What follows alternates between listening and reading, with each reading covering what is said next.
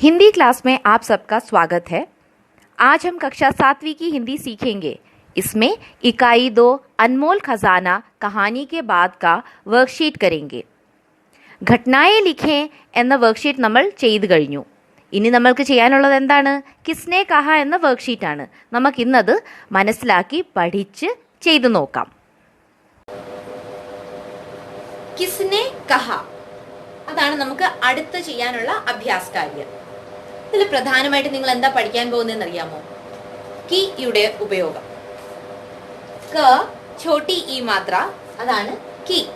നിങ്ങൾക്ക് അറിയാമായിരിക്കുമല്ലോ, രണ്ട് തരം കീ ആണ് ഹിന്ദിയിലുള്ളത്. ഒന്ന് ഇതും മറ്റൊന്ന് ബഡി ഈ കീ മാത്ര ഇടുന്ന കീ. ഇത് പ്രധാനമായിട്ടും ഇന്റെ ഉടെ മലയാളത്തിൽ നമ്മൾ പറയത്തില്ലേ, അത് പ്രയോഗിക്കുന്ന സ്ഥലങ്ങളിലാണ് വരുന്നത്. പക്ഷെ ഇന്നിതല്ല നമുക്ക് പഠിക്കേണ്ടത്, നമുക്ക് ഇതാണ് പഠിക്കേണ്ടത്.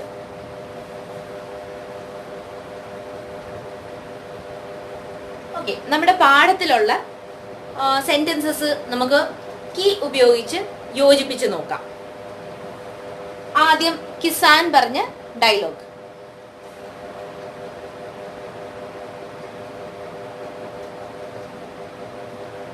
किसान ने विक्रम से कहा कि गांव के उस पार एक सज्जन रहते हैं. ആദ്യത്തെ സെന്റൻസ് ഭാഗം നോക്കൂ. കിസാൻ ने विक्रम से कहा, കൃഷിക്കാരൻ വിക്രമിനോട് പറഞ്ഞു. എന്താണ് പറഞ്ഞത്? എന്തെന്നാൽ ഗാവ് ഗ്രാമത്തിന്റെ അങ്ങേ തലത്തിൽ ഒരു സജ്ജൻ, ഒരു നല്ല മനുഷ്യൻ ജീവിക്കുന്നുണ്ട്.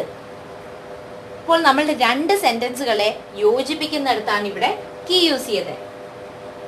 കിസാൻ നെ വിക്രം സെ കഹ എന്ന് പറഞ്ഞ സെന്റൻസ്, അതിനെ ഗാവ് കെ ഉസ് പാർ ഏക് സജ്ജൻ രഹത്തെ ഹെ എന്ന് പറയുന്ന സെന്റൻസിനെ തമ്മിൽ യോജിപ്പിച്ചത് ആരാണ്? കീ. ഇനി അടുത്ത സെന്റൻസ് നോക്കാം. സെന്റൻസ് കിസാൻ നെ കഹ കി തും വസന്ത് നഗർ ജാओ. കിസാൻ നെ കഹ, കൃഷിക്കാരൻ പറഞ്ഞു എന്ന സെന്റൻസിനെ, എന്ന സ്റ്റേറ്റ്മെന്റിനെ തും വസന്ത് നഗർ ജാओ, നീ വസന്ത് നഗറിലോട്ട് പോകൂ എന്നുള്ളതിനെ എന്തുപയോഗിച്ചാണ് ചേർത്തിരിക്കുന്നത്? കി. കൃഷിക്കാരൻ പറഞ്ഞു എന്തെന്നാൽ നീ വസന്ത് നഗറിലോട്ട് പോകൂ.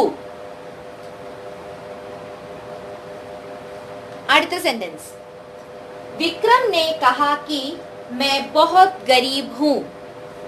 വിക്രം പറഞ്ഞു. എന്താ പറഞ്ഞത്?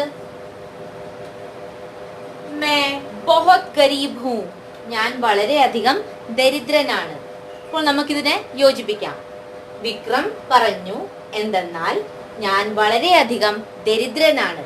അപ്പോൾ ഈ രണ്ട് സ്റ്റേറ്റ്മെന്റിനെ യോജിപ്പിക്കാൻ നമ്മൾ ആരെയാണ് ഉപയോഗിച്ചത്? കി. विक्रम ने कहा कि 1 करोड़ रुपए मिलने पर भी मैं ऐसा नहीं करूंगा. വിക്രം ने कहा, വിക്രം പറഞ്ഞു. എന്താണ് വിക്രം പറഞ്ഞത്? 1 കോടി രൂപ കിട്ടിയാൽ പോലും ഞാൻ ഇങ്ങനെ ചെയ്യില്ല. അപ്പോൾ രണ്ട് സ്റ്റേറ്റ്മെന്റ്. ഫസ്റ്റ് സ്റ്റേറ്റ്മെന്റ് ഏതാ നമ്മുടെ? വിക്രം ने कहा, വിക്രം പറഞ്ഞു. അതിനെ 1 करोड़ रुपए मिलने पर भी मैं ऐसा नहीं करूंगा തമ്മിൽ യോജിപ്പിച്ചത് കി. വിക്രം പറഞ്ഞു എന്തെന്നാൽ 1 കോടി രൂപ കിട്ടിയാൽ പോലും ഞാൻ ഇങ്ങനെ ചെയ്യില്ല.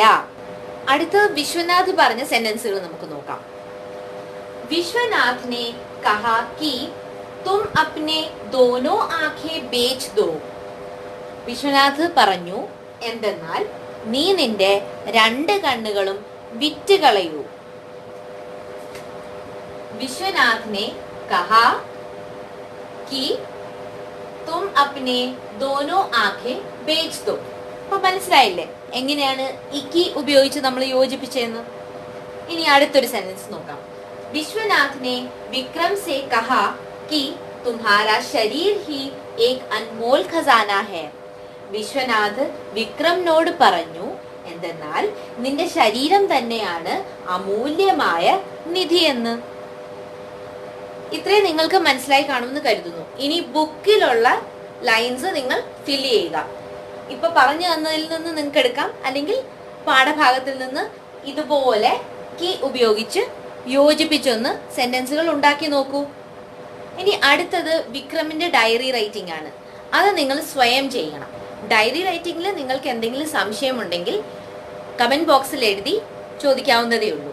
എൻ്റെ ക്ലാസ് ഇഷ്ടപ്പെട്ടെങ്കിൽ നിങ്ങൾ ലൈക്ക്, ഷെയർ ആൻഡ് സബ്സ്ക്രൈബ് ചെയ്യാൻ മറക്കരുത്. അടുത്ത ക്ലാസ്സിൽ നമ്മൾ കോശിഷ് കർനെ വാലോ കി കഭി ഹാർ നഹീ ഹോത്തി എന്ന കവിതാഭാഗമാണ് പഠിക്കാൻ പോകുന്നത്. അതുവരേക്ക് ധന്യവാദ്. ഹിന്ദിയിൽ കീയുടെ പ്രയോഗം.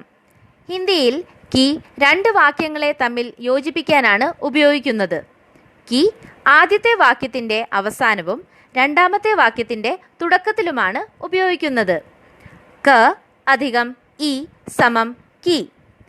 ഉദാഹരണം: മാനെ കഹാ കി ഘർ ജൽദി ആന. വീട്ടിൽ വേഗം തിരികെ എത്തണമെന്ന് അമ്മ പറഞ്ഞു. Mother said that come home earlier. രണ്ടാമത്തെ ഉദാഹരണം: ദാദാജീനെ കഹാ കി കൽ വേ ഹരിദ്വാർ ജായെങ്കെ. മുത്തശ്ശൻ പറഞ്ഞു, എന്തെന്നാൽ നാളെ അദ്ദേഹം ഹരിദ്വാറിൽ പോകുകയാണ്. Grandfather said that he is going to Haridwar tomorrow. ഇവിടെ എന്ന്, എന്തെന്നാൽ, ദാറ്റ് എന്നീ വാക്കുകൾക്ക് പകരമായിട്ടാണ് ഹിന്ദിയിൽ കീ പ്രയോഗിച്ചിരിക്കുന്നത്. മറ്റൊരു വിധത്തിലും കീ പ്രയോഗിക്കാറുണ്ട്.